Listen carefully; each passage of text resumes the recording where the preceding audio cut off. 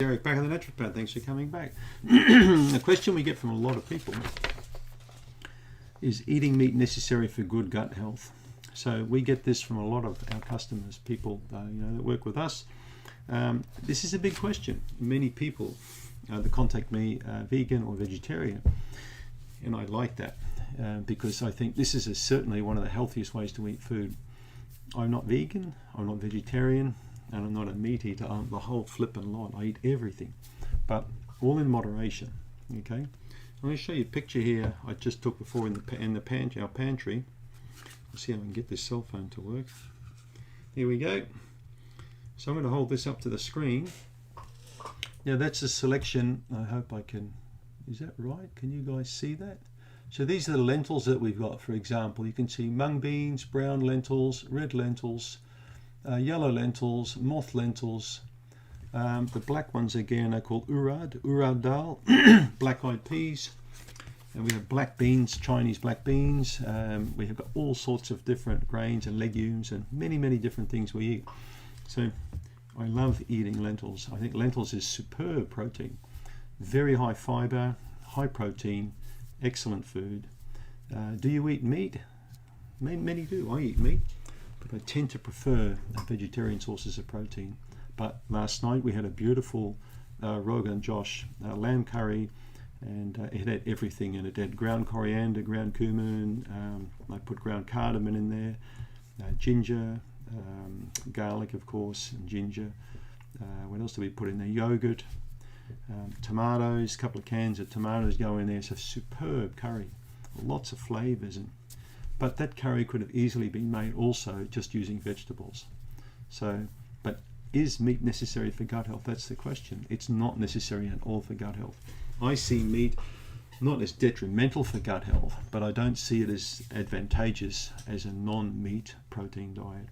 I find that people routinely, every time I've tested people's stool, done bowel testing on meat eaters versus non-meat eaters, you can see a marked difference, particularly in the bowel flora, in the amounts of different types of beneficial flora they have. There's no doubt about it. No doubt about it.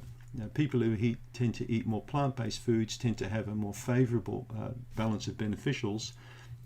Balance, I'm not saying they've got more or less, the balance is increased, as opposed to just the carnivores or the meat eaters. They'll still have beneficials, but not to the extent that the plant-based diet people do have.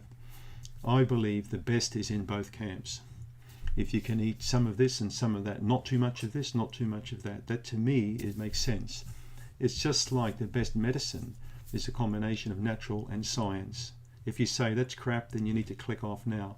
Okay? If you just believe that science is all bogus and the natural medicine's the best, go away.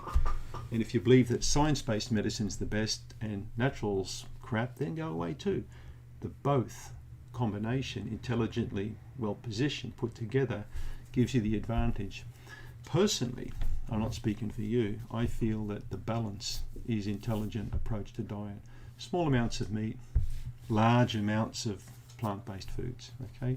Because you're going to get a lot of iron in your diet and B12 and many other things in there as well. A lot of fat-soluble vitamins that are hard to get from a vegan diet. No doubt I'm going to get 65 million comments that you can get all these things from vegetarian diets. I'm not arguing that you can, but that Rogan Josh lamb curry I had last night was to die for.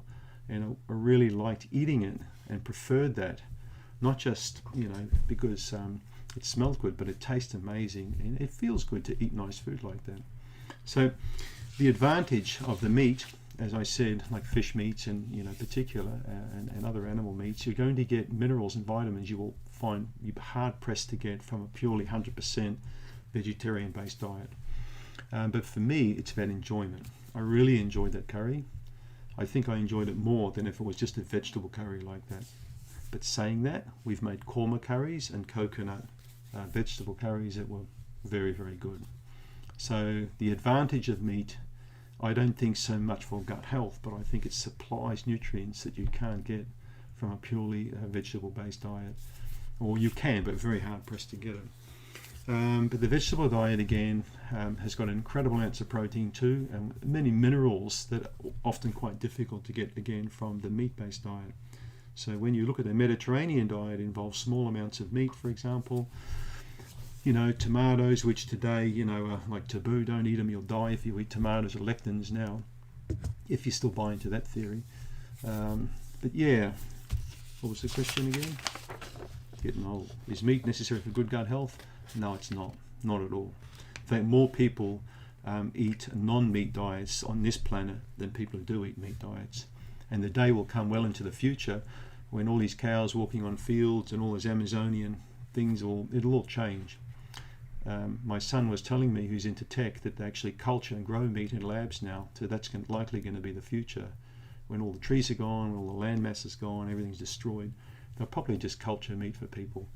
And I won't be here. But you guys may still be. So I hope that gives you a bit of info. Subscribe, and also if you do, you'll likely get a 17-page Candida Crusher shopping list.